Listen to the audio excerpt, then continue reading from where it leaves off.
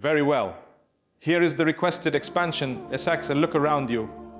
In a world that screams, share everything, your meals, your moods, your victories, and your deepest wounds, I am here to tell you the most radical, liberating truth is to stop. Stop sharing your personal life. This isn't about isolation. It's about sacred preservation. Your heart, your dreams, your pain, your journey, these are not public property. They are a private conversation between you and your Creator. This modern compulsion to document, to announce, to narrate every tremor of our existence stems from a deep, unacknowledged loneliness, a hunger for validation so profound we mistake the like for love, the comment for connection. We have confused visibility with value, believing that if an experience isn't witnessed, curated, and affirmed by the crowd, it somehow lacks weight, lacks reality. But I tell you, the exact opposite is true. The most real things, the tectonic shifts of the soul, the silent forging of character, the intimate whispers of divine grace, happen in the unseen, in the quiet. They happen in the chamber of the heart where the only audience is Allah. When you broadcast your struggle, you are, in essence, outsourcing your healing. You are taking the raw, tender material of your suffering and handing it to a committee of well-meaning but ultimately limited human beings. Each person will view it through the lens of their own experience, their own biases, their own unresolved pains. You will receive a cacophony of advice, some practical, some philosophical, some contradictory, all of it filtered through a perspective that is not your own. This does not heal, it scatters. It fractures your singular experience into 100 fragmented reflections.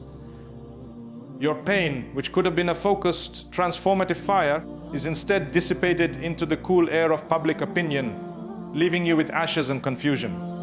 You become a project to be managed, a case to be analyzed, rather than a soul on a sacred personal journey back to its Lord.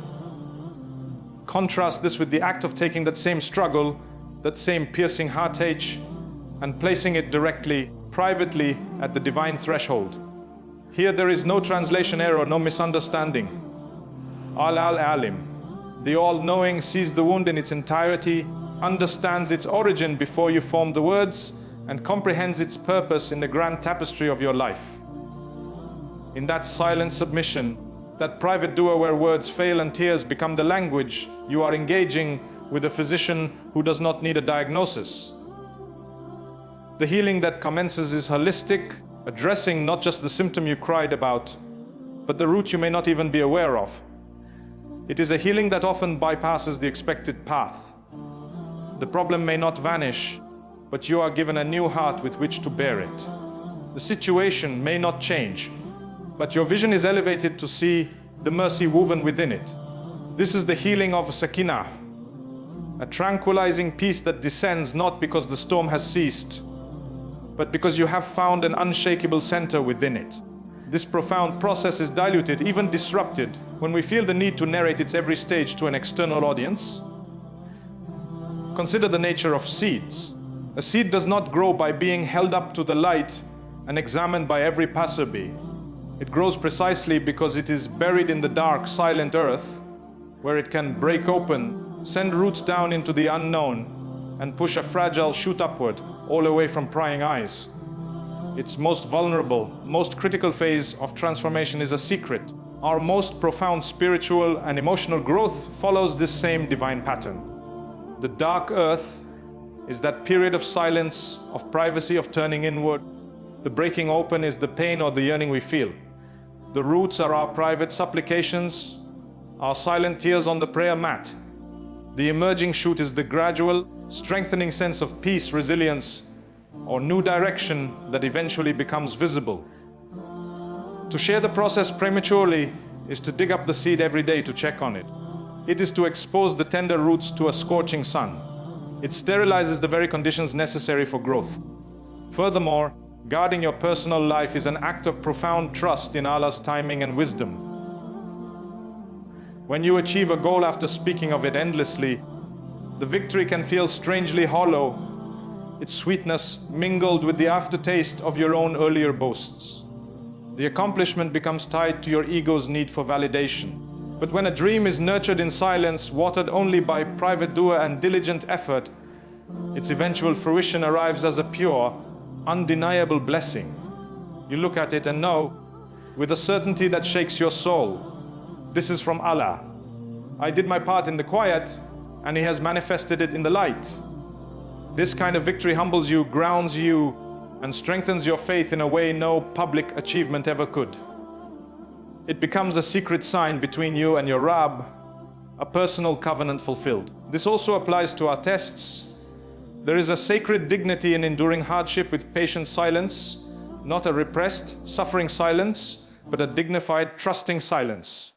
It is the silence of Prophet Yaqub est, who upon losing his sight from weeping for his son Yusuf said, I only complain of my suffering and my grief to Allah. He knew the people around him could not restore his sons or his sight. His complaint to the only one who could actually affect change was an act of supreme intelligence and faith. Our constant sharing of grievances often stems from a lack of this deep, operative trust. We are complaining to the creation about what only the Creator can solve. This path of sacred silence is not easy. It requires you to sit with your own humanity, to feel the full weight of your emotions without immediately seeking to offload them onto a social media feed or a friend's ear.